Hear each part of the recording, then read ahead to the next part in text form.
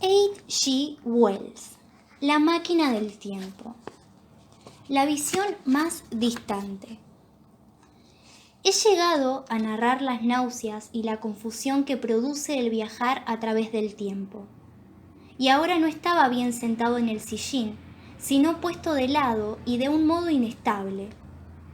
Por un tiempo indefinido, me tomé de la máquina que oscilaba y vibraba sin preocuparme en absoluto de cómo iba, y cuando quise mirar los cuadrantes de nuevo, me dejó asombrado ver a dónde había llegado. Uno de los cuadrantes señala los días, otros los millares de días, otro los millones de días y otro los miles de millones.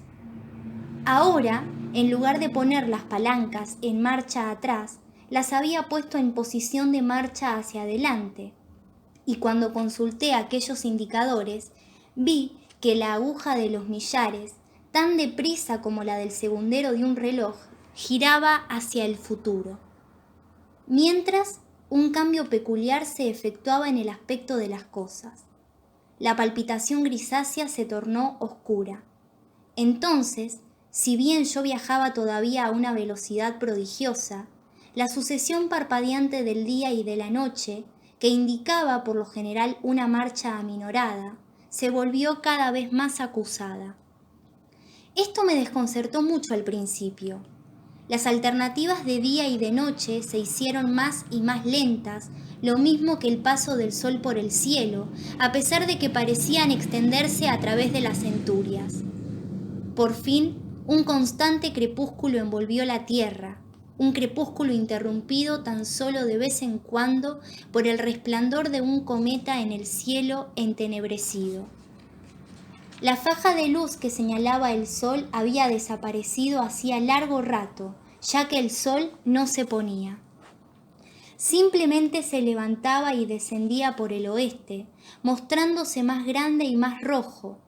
Todo rastro de la luna se había desvanecido.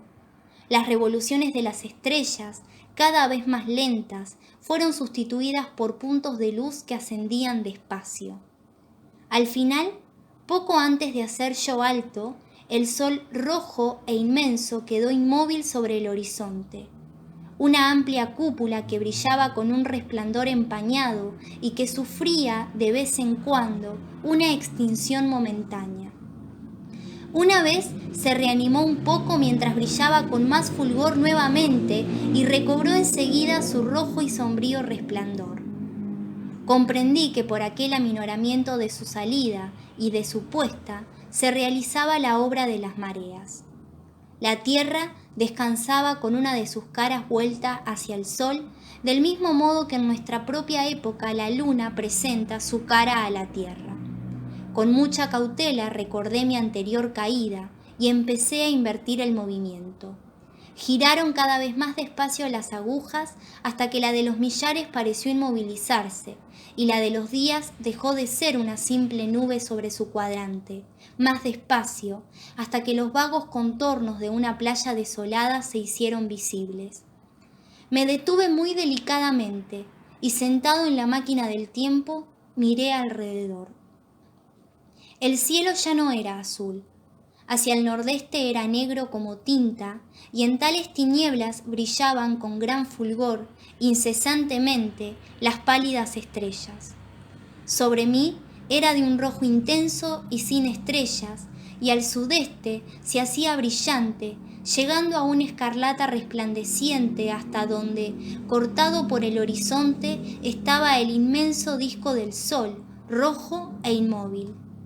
Las rocas a mi alrededor eran de un áspero color rojizo y el único vestigio de vida que pude ver al principio fue la vegetación intensamente verde que cubría cada punto saliente sobre su cara del sudeste. Era ese mismo verde opulento que se ve en el musgo de la selva o en el liquen de las cuevas, plantas que, como estas, crecen en un perpetuo crepúsculo. La máquina se había parado sobre una playa en pendiente. El mar se movía hacia el sudeste, levantándose claro y brillante sobre el cielo pálido. No había ni rompientes ni olas, no soplaba ni una ráfaga de viento. Solo una ligera y oleosa ondulación mostraba que el mar eterno aún se agitaba y vivía. Y a lo largo de la orilla, donde el agua rompía a veces, había una gruesa capa de sal rosada bajo el cielo espeluznante. Sentía una opresión en mi cabeza y observé que tenía la respiración muy agitada. Tal sensación me recordó mi único ensayo de montañismo. Por tal motivo juzgué que el aire debía estar más enrarecido que ahora. Muy lejos, en lo alto de la desolada pendiente, oí un áspero grito y vi algo parecido a una inmensa mariposa blanca inclinarse, revoloteando por el cielo y dando vueltas, desaparecer sobre unas lomas bajas. Su chillido era tan lúgubre que me estremecí, sujetándome con más firmeza en la máquina. Mirando nuevamente a mi alrededor, vi que muy cerca, lo que había tomado por una rojiza masa de rocas se movía lentamente hacia mí. Percibí entonces que era un ser monstruoso similar a un cangrejo. ¿Ustedes pueden imaginar un cangrejo tan grande como aquella masa, moviendo lentamente sus numerosas patas, bamboleándose, cimbreando sus enormes pinzas, sus largas antenas como látigos de carretero, ondulantes tentáculos, con sus ojos acechando los centelleantes a cada lado de su frente metálica? El lomo era rugoso y adornado de protuberancias desiguales, y unas verdosas incrustaciones lo recubrían por todos lados. Veía, mientras se movía, los numerosos palpos de su complicada boca agitarse y tantear. Yo miraba con asombro aquella siniestra aparición que se arrastraba hacia mí y sentía sobre la mejilla un cosquilleo, como si una mosca se posase en ella. Intenté apartarla con la mano, pero al momento volvió y casi inmediatamente sentí otra sobre mi oreja. La apresé y tomé algo parecido a un hilo. Se me escapó rápidamente de la mano. Con una náusea atroz me volví y pude ver que había atrapado la antena de otro monstruoso cangrejo que estaba detrás de mí. Sus ojos malignos ondulaban sus pedúnculos, su boca estaba animada de voracidad, y sus recias pinzas torpes, untadas de un limo algáceo, iban a caer sobre mí.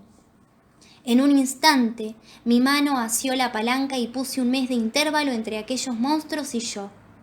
Ahora me encontraba aún en la misma playa y los vi claramente en cuanto paré. Docenas de ellos parecían arrastrarse aquí y allá en la sombra luz, entre las capas superpuestas de un verde intenso. No puedo describir la sensación de abominable desolación que pesaba sobre el mundo. El cielo rojo al oriente, el norte entenebrecido, el salobre mar muerto, la playa cubierta de guijarros donde se arrastraban aquellos inmundos, lentos y excitados monstruos. El verde uniforme de aspecto venenoso de las plantas de líquen, aquel aire enrarecido que desgarraba los pulmones. Todo contribuía a crear aquel aspecto aterrador. Hice que la máquina me llevase 100 años hacia adelante y había allí el mismo sol rojo, más grande o más empañado, el mismo mar moribundo, el mismo aire helado y el mismo amontonamiento de los vastos crustáceos entre la verde hierba y las rojas rocas. Y en el cielo occidental vi una pálida línea curva como una enorme luna nueva. Viajé deteniéndome cada tanto, a grandes zancadas de 1000 años o más, arrastrado por el misterio del destino de la Tierra, viendo con una extraña fascinación cómo el sol se tornaba más grande y más empañado en el cielo de Occidente, y la vida de la vieja Tierra iba decayendo.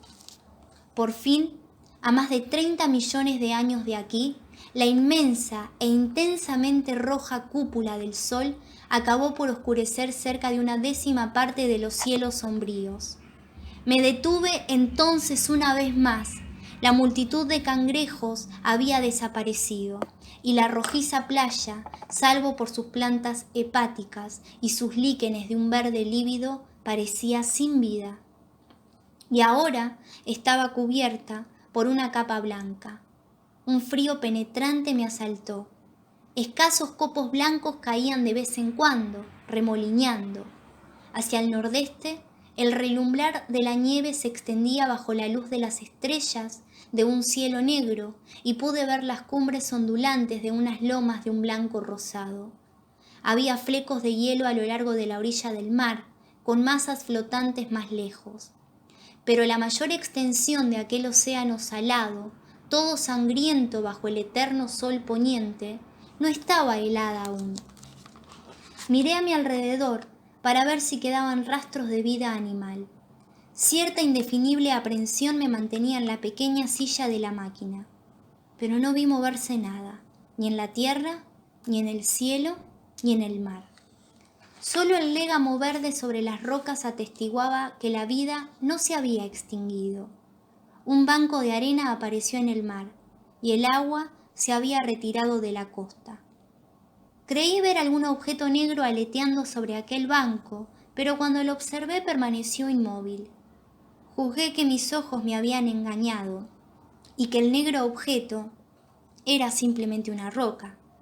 Las estrellas en el cielo brillaban con intensidad y me pareció que centelleaban muy levemente.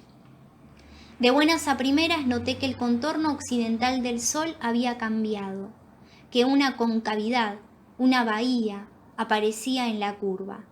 Se ensanchaba.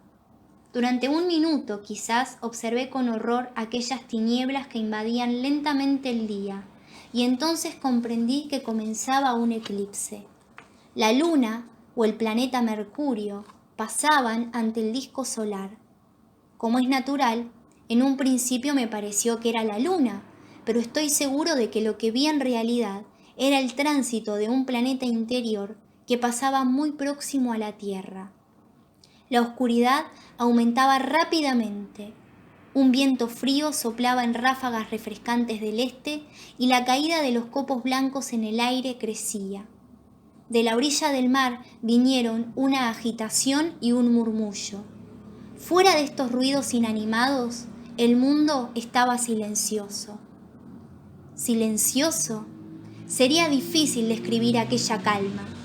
Todos los ruidos humanos, el balido del rebaño, los gritos de los pájaros, el zumbido de los insectos, el bullicio que forma el fondo de nuestras vidas, todo eso había desaparecido.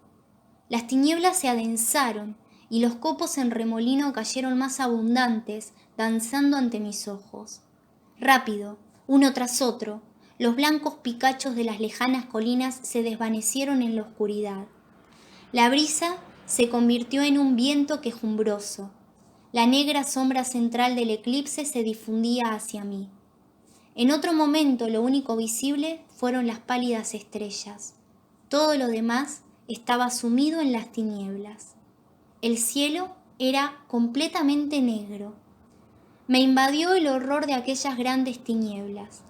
El frío que me penetraba hasta los tuétanos y el dolor que sentía al respirar me vencieron. Me estremecí y una náusea mortal se apoderó de mí. Como un arco candente en el cielo apareció el borde del sol. Bajé de la máquina para reanimarme. Estaba aturdido e incapaz de afrontar el viaje de vuelta.